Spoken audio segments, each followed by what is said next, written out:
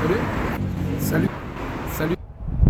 Salut, alors c'est Jean-Christophe, je suis à Paris devant la tour Montparnasse, il neige et je t'emmène visiter un petit hôtel que j'ai choisi pour toi. Alors pas dans la tour Montparnasse, mais j'ai choisi parce que c'est des couleurs très sombres et tu vas voir qu'on n'ose pas, c'est pas intuitif de mettre des couleurs foncées partout.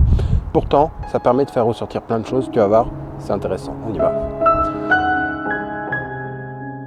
Alors quand on arrive dans cet hôtel, tu vois, il y a un ovale qui a été délimité au sol et au plafond. À quoi il sert? Il sert simplement à ce que quand on est assis dans le canapé, on se sente dans un espace plus confortable, plus protégé, plus fermé.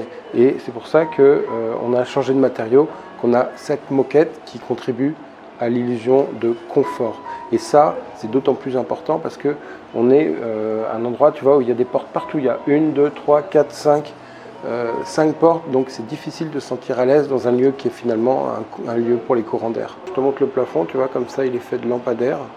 La particularité de cette entrée, c'est un travail sur la forme circulaire.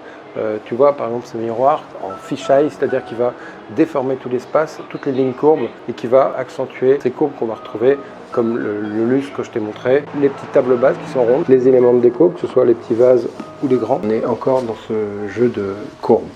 Et tu vois, on a même les murs qui sont courbes. Alors je te montre un élément de déco important qui fait partie vraiment de l'espace, c'est ce miroir. On a un grand miroir qui fait tout le mur et qui va bien sûr prolonger le volume, mais en plus cette idée de fenêtre et d'ouverture, elle est accentuée par ce ruban de LED au-dessus qui va donner un côté un petit peu infini à la pièce.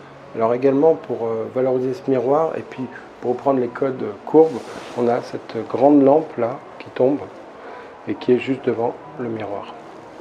Quand on arrive dans cet hôtel, on a aussi une odeur d'huile essentielle qui est très agréable. Donc pour être immergé dans cette atmosphère et pour vivre une expérience, eh bien, on va s'adresser à nos 5 sens.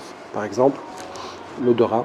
Alors le toucher, vous avez vu qu'il y a des endroits, il y a de la moquette, d'autre côté c'est du parquet, donc c'est pas la même sensation. On le voit aussi sur les murs, vous voyez, c'est une sorte de velours donc, qui a la particularité d'être très doux. Et suivant la façon dont le poil est mis, ça va faire des reflets différents. Et ça va donner beaucoup de profondeur et ça va vraiment contribuer à la sensation de confort, donc le toucher. Alors, autre sens, l'ouïe. Avec cette petite musique d'ascenseur. Donc le goût, ça on constate souvent pour contribuer au côté sympathique et service rendu. Souvent à la caisse, il y en a des petits bonbons par exemple. Et bien sûr la vue, puisque c'est un des sens qui est le plus sollicité. Alors j'en profite pour te montrer cet éclairage qui est quand même assez incroyable, qui bien sûr est basé sur le code des bougies. Ici ce sont des lampes électriques, hein, mais on a ces différences de hauteur, cette transparence qui va rappeler un feu qui scintille et la bougie bien sûr. Tout ça c'est mis en avant par un miroir dans le fond qui va refléter, qui va augmenter cet effet de brillance. Surtout qu'on a un contraste qui est fort puisqu'on a un mur ici qui est foncé.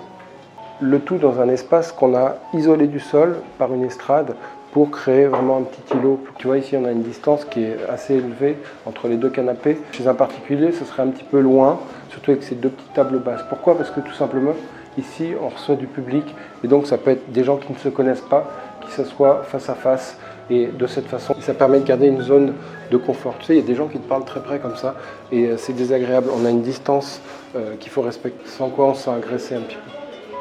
Et la séparation des espaces, elle est accentuée aussi par le fait qu'il y ait deux tables, une chacun.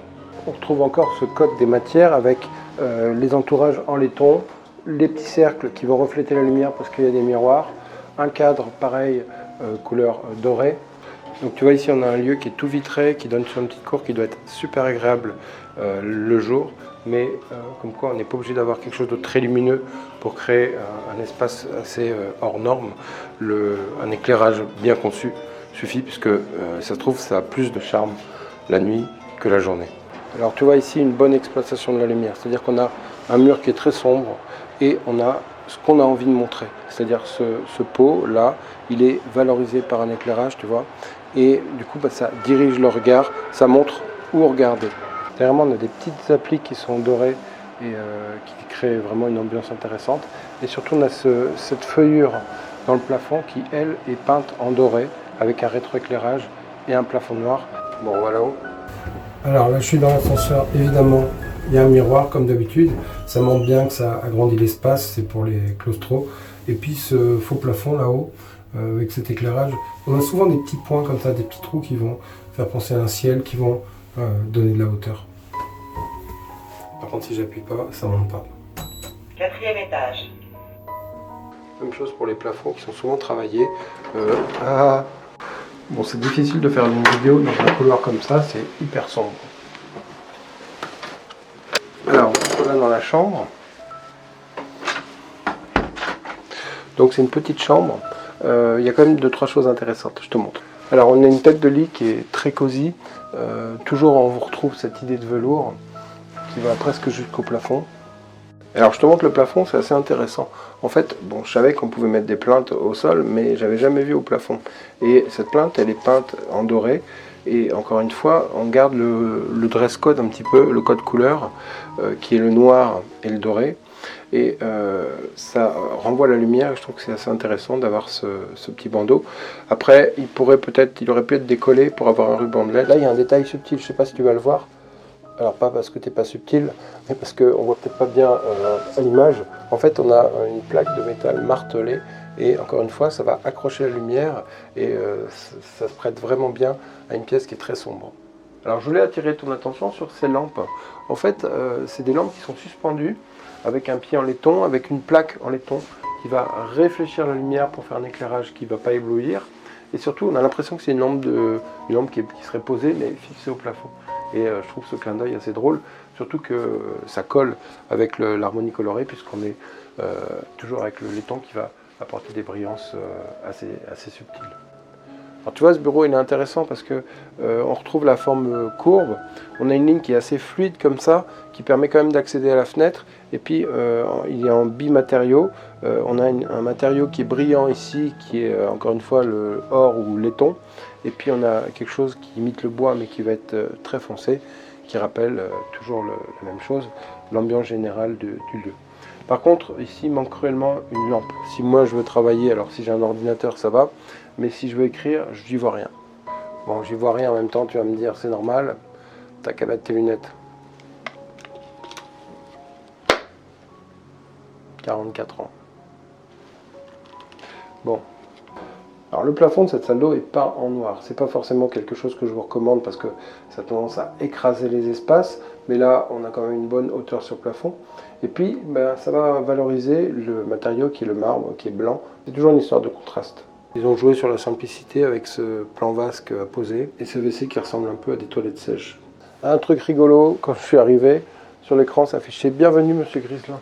Alors le fait qu'il y ait marqué mon nom quand j'arrive, c'est pas parce que je sais plus comment je m'appelle ou pour être sûr que je suis dans la bonne chambre, c'est pour que on soit traité en tant qu'individu et pas en tant que numéro où on fait du chiffre, on est juste des clients. On est vraiment une personne, chaque personne est différente, c'est ce qu'on veut nous faire sentir dans cet hôtel. C'est pour ça qu'on nous appelle aussi à l'accueil par notre nom. Bon, par contre, les chambres, les photos des chambres ne sont pas contractuelles, donc ça c'est un petit peu décevant. On a déjà vu le salon qui est très intéressant aussi. Alors peut-être que cette vidéo va t'amener à te questionner sur les coloris, sur les harmonies colorées et sur le fait de mettre des couleurs foncées, l'utilité.